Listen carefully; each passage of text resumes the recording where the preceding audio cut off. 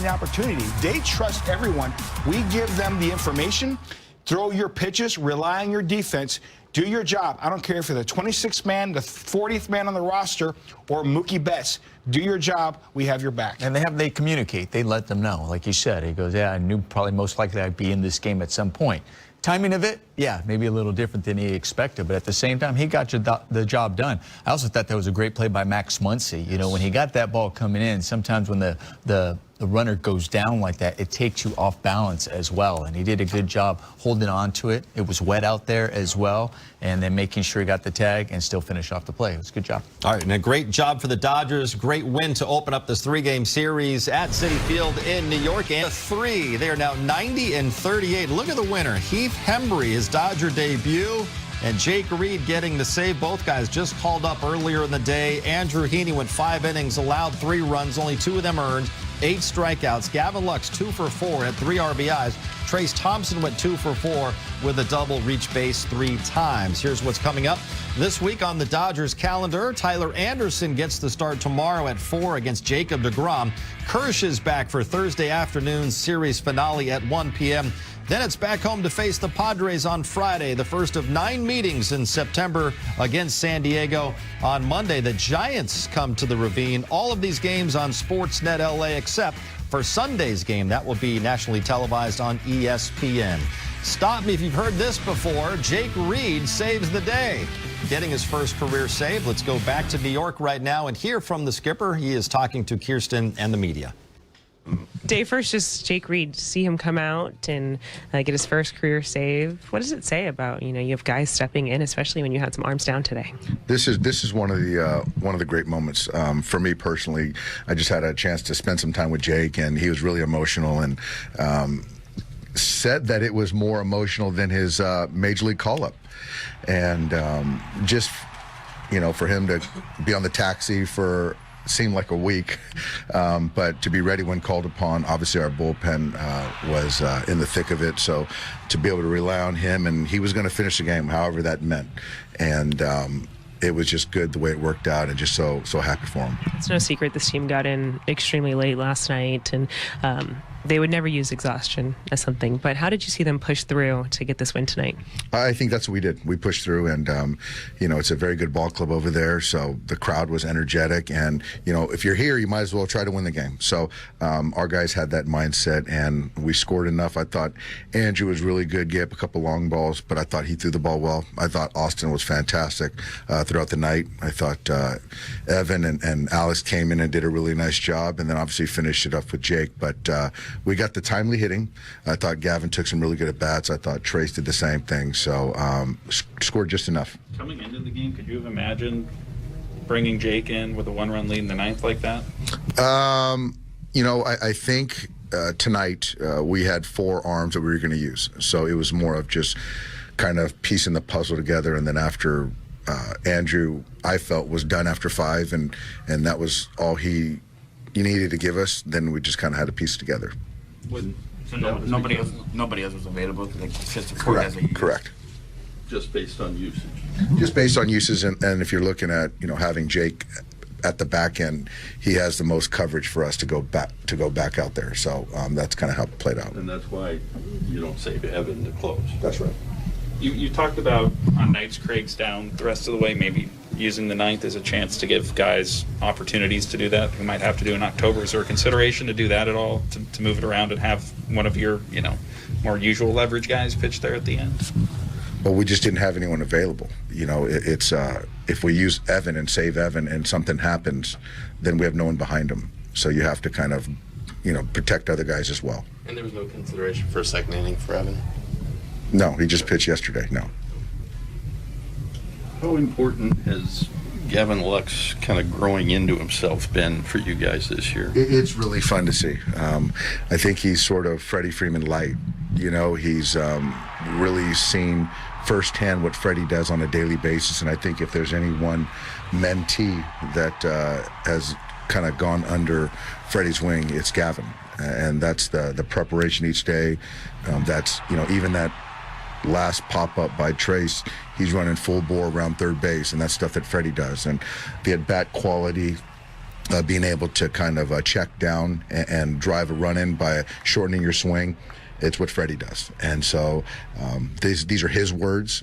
And so just to see that for me, I know he's on the right track, and his growth has been exponential, and he's going to be big for us. Dave Roberts saying that Gavin Lux has been fun to see. No more the way that he's grown this season, calling him Freddie Freeman light. Now, only his second start in the last 8 days was dealing with a bit of a neck issue, but tonight came up really big a couple of times. Yeah, he was huge. He was clutch. That's, I guess you spell Lux with clutch, right? Right? Is that? Just wanted to make sure I got that right. That's my Southern Illinois education right there. Putting it to good use. Wanted to say that. But at the same time, though, he was talking about Freddie Freeman. And you know what? These at-bats kind of reminded me of Freddie Freeman. Going the other, staying on the ball. We're going to go to the K-zone and look at these clutch at-bats that he had. They were huge for the Dodgers' victory today. You know that Taijuan Walker has a split finger here. It looks like this one was a split finger, but it was up. That's exactly where you want to get his split finger. But the other thing, it was away. So it's one thing to get it up in the zone. It's another thing for it to be away, and it was tailing away from him. Instead of him trying to pull this ball, he keeps his head down on it. He keeps his weight back. He stays back and just takes his hit the other way. It was an excellent. This is not an easy at-bat. You got a fastball away, another fastball away. You got a 2-0 count. Good slider there in a 2-0 count. And then another fastball. The way he releases the ball behind him and he kind of slings it. That was a really good slider that he fought off. Now he's 2-2. Now he works it 3-2. This is a really good pitch too, right there as well. It was down, it was away. It was also a slider, a guy who's kind of bringing it from the three-quarter action, throws mid-90s on the fastball, then he gets this slider that is going away from him. He just stays on it long enough. He just trusts his hand, barrels it up, and flicks it up the middle of the field. Great at-bat. You can see in his face the confidence he has. Even with 2 strikes, he knows exactly what he wants to do. He has a game plan, and you know what? More times than not, he knows he's going to be successful with his game plan. I love what Dave Roberts called him, Freddie Freeman light. That is a compliment, really a huge compliment.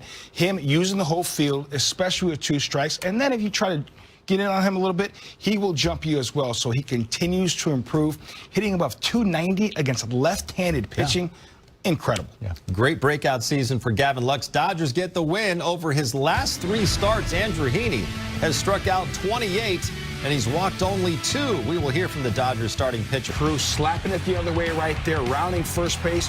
And Gnomes, you touched on it. Right out of the box, he was hustling, thinking and smelling double, knowing I got to get in scoring position, help this team out. Great hustle there by Freddie Freeman. Really a complete ball player, offensively, defensively, and with his legs. Dodgers get the win 4-3. Andrew Heaney did not factor in the decision, but let's hear from him right now with Kirsten and the media. All right, just Andrew, today's outing. How would you assess how things went, and how are you just able to kind of find ways to navigate through their lineup? Yeah, it got a little odd in the first. Obviously, not a play that if I could go back and do it again, maybe do a little differently. But able to get out of there just with the 1 run, and then a couple solo homers. Solo homers generally don't beat you. I don't love it, but a couple. 1 okay pitch, and then just 1 mistake right there to Canna, and a couple other things to clean up. But offense again does a great job of getting an early lead, and then bullpen just nails locking it down. Honestly, I hate to ask you to kind of go back to that error in the first inning, but what in the moment, just take us to what you saw and what made you kind of go after that play. Yeah, I mean, ball down the line right there. Like, obviously, you have a decision to make whether you want to just let it go foul or pick it up. I kind of saw it wiggling. Looked like it was kind of going back towards in play. Sometimes a situation like that, if you can field it and throw it into the runner's back, they're going to call it because he's on the line right there. He's not running in the lane, so I was just trying to flip it into his back. I missed it, flipped it into right field. So if I could do it over again, either don't miss him or let it go foul. But it just kind of, from my perspective, it looked like it was going to stay on the line. So I was just trying to make a play, and early in the game like that, probably should err on the safer side. So just. You don't have much time, just got to make a quick decision. But you were able to limit the damage after that. How do you shift your mindset to kind of just reset and lock back in? Yeah, I mean, just gotta do it. I don't know. I mean, you know that you got a runner on third there, right? So just got to get soft contact or a strikeout, and then got to 2 strikes on Lindor, hit him, and then was fortunate enough that they ran into an out there, and that kind of helped. Helped a little bit, get stealing out there. It was a great job by Barnes, and so just that's kind of how it went. Jay here, we've got about 10 minutes left in our postgame. First career save. Let's hear more from him right now with the media. Well, Jake, we talked on the field. That's very emotional first career save, just the moment. How are you feeling now? It's been a couple of minutes. How are you now? I'm feeling good. A little sweaty. Just feel like I haven't gotten to like calm down or cool off, but good. I'm excited for the bus ride to just kind of hopefully take some time to kind of reflect on it and stuff, but pretty cool moment, like Doc came up and said no one will ever be able to take that away from you, and it's true, so just thankful again to just get an opportunity in that situation. I know we were down a lot of arms in the bullpen tonight, and that's kind of what led to it, but I'm just thankful they trusted me enough, Do you have the ball yet, and do you know what you're going to do with it? I don't have it yet. I gave it to Javi, and I'm sure he's going to get it authenticated, and then probably just put it at home in the office, yeah. Did you have an idea coming into tonight that you might have a chance to come in a close game in the 9th in a spot like that? Yeah, I had a good idea at some point. Kind of no matter what the score was, I was going to get in just based on who we had available. And that's one of the things I really appreciate here is just the communication to the bullpen guys pregame, as far as situations that, we have a good chance of getting in there. And the 9th wasn't ever brought up tonight, in a 1-run lead. But, yeah, I had a good idea at some point. Just I was going to get in there, After tonight's win, Sarah Langs, friend of the show, tweeted this out. Best run differential through the first 128 games of the season since 1900. You see the Dodgers down there at plus 287. That's the best since the 1944 St. Louis Cardinals 78 years ago. The gold standard, the 39 Yankees. 27 Yankees a lot as well. But, Jerry, what the Dodgers are doing, that's putting it, again, in some kind of historic perspective there, what they've been able to do, just beating up on teams. I got asked this morning, is this the best Dodger team that we've seen the last 10, 12 years? And I got to say, yes. Complete team, top to bottom. And not just that, their bench comes off the bench and do incredible things. Austin Barnes, he's been productive. Now, has the average been there? No, but he doesn't play every day. He's driving the ball over the fence as well. Then Mookie Betts, the best leadoff hitter in all of baseball, followed by Trey Turner, Freddie Freeman. They have been extremely consistent offensively, defensively, and from the pitching side. So right now, they should, the way they've been playing, be on this historical Yeah, pace. when you talk about the top of this lineup, you're talking about them setting the tone, setting the table for the offense, right? The big three.